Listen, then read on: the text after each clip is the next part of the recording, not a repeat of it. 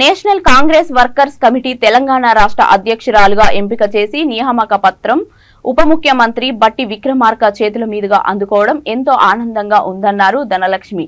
మేడ్చల్ జిల్లా కుత్బుల్లాపూర్ నియోజకవర్గంలో మీడియాతో ఆమె మాట్లాడుతూ తనపై నమ్మకం ఉంచి తనకు ఎన్సీడబ్ల్యూసీ రాష్ట్ర మహిళా వింగ్ ప్రెసిడెంట్ గా ఎంపిక చేసినందుకు సోనియా గాంధీ, రాహుల్ గాంధీ, ముఖ్యమంత్రి రేవంత్ రెడ్డి, ఉప ముఖ్యమంత్రి బట్టి విక్రమార్క, గురువేంద్ర మెహతా ప్రత్యేక ధన్యవాదాలు తెలియజేశారు.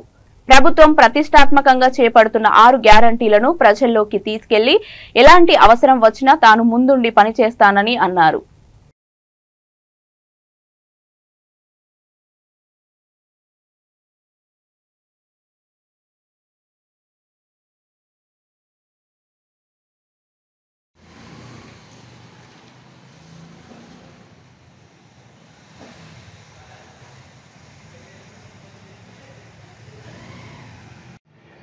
నా పేరు ధనలక్ష్మి. నేను కుత్బుల్లాపూర్ నియోజకవర్గం మేడ్చల్ జిల్లాలో నివసిస్తాను.